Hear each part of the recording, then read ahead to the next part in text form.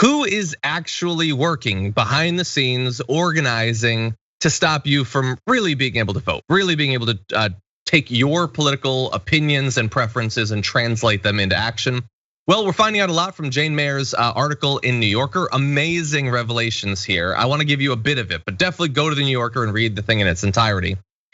She says a recording obtained by the New Yorker of a private conference call on January 8th between a policy advisor to Senator Mitch McConnell and leaders of several prominent conservative groups, including one run by the Koch brothers network, reveals the participants worry that the proposed election reforms garner wide support, not just from liberals, but from conservative voters too. So around this time, we'd had a couple of months of the big lie.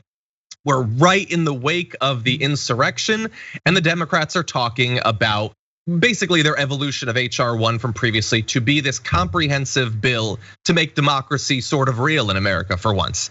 And they're not liking it, not just for the content of the bill, but the fact that the public is kind of liking it, and not just the libs. The speakers on the call expressed alarm at the broad popularity of the bill's provision calling for more public disclosure about secret political donors. This is my favorite part of this whole thing. The participants conceded that the bill, which would stem the flow of dark money from such political donors as the billionaire oil magnate Charles Koch, was so popular that it wasn't worth trying to mount a public advocacy campaign to shift opinion. Instead, a senior Koch operative said that opponents would be better off ignoring the will of the American voters and trying to kill the bill in Congress, like the standard way that they operate politically. So let's see, they had this concern that when you just present the content of the bill, people were generally supportive, with the most worrisome part being that conservatives were actually as supportive as the general public when they read the neutral description.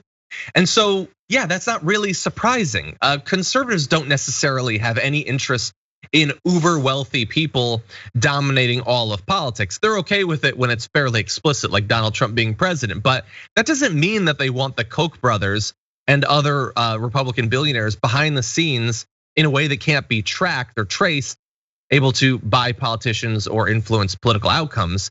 Unfortunately, that did not lead to any soul searching on the part of these donors about what effect they're having. They don't honestly care about the opinions of the people they consider their base. So they had to come up with a different strategy, Francesca. But these revelations are pretty amazing. It's regretful that unfortunately the vast majority of people won't ever hear about this, but I think it's pretty amazing.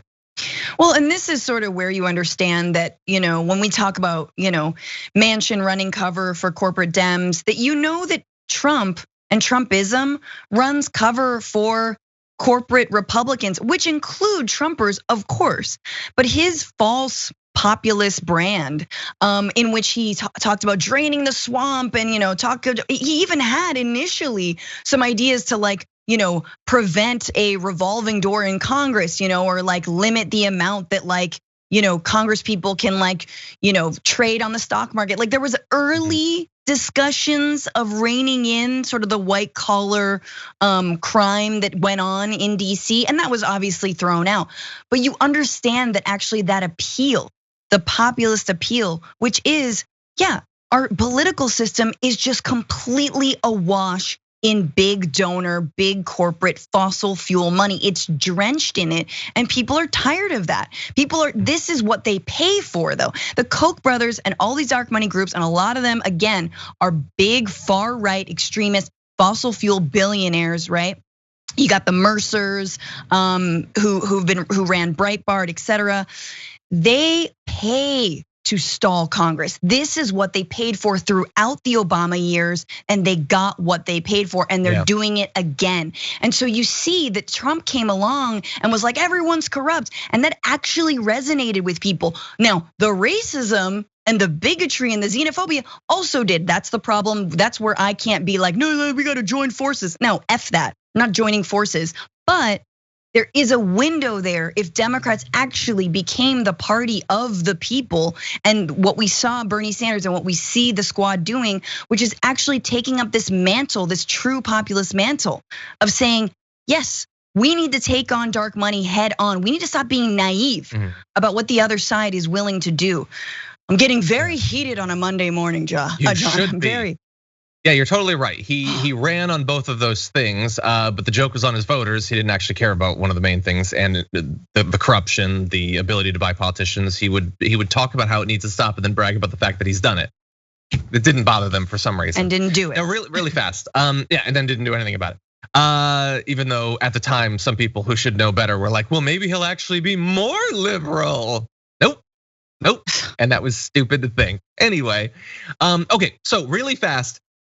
This is the most 2021 part of this story. So all these rich people, their advocacy groups, their researchers and all that discover that this bill is gonna be really popular and they need to sink it. So how are they gonna try to sink it? Well, exactly as you'd think if you've been paying attention to politics and right-wing media. So this is coming from one of the research directors for the group Stand Together, a Koch-run advocacy group, Kyle McKenzie. So McKenzie explained that the Koch-founded group had invested substantial resources to see if we could find any message that would activate and persuade conservatives on this issue, to turn them against the For the People Act. He related that an AOC message we tested, one claiming that the bill might help Congresswoman Alexandria Ocasio-Cortez achieve her goal of holding people in the Trump administration accountable by identifying big donors, helped somewhat with conservatives. But McKenzie admitted that the link was tenuous, since what she means by this is unclear. Sadly, not even attaching the phrase cancel culture to the bill by portraying it as silencing conservative voices had worked. It really ranked at the bottom, McKenzie said. And that's all they have. That's all it is. Just portray everything as silencing those poor billionaires who just want to have some speech for once. When is someone gonna give them a hearing? I love to imagine all the things that they did. They like put Mr. Potato Head, but like gave him genitalia this time. And we're like, hell yeah, Mr. Potato Head says, we hate the For the People Act. Big old potato, you know what I'm saying? Boom. And like the test group was like, nah, don't like that. I still want to vote. I still think that should be easy to vote. What? Yeah. What else you got? They're like, well. Ugh.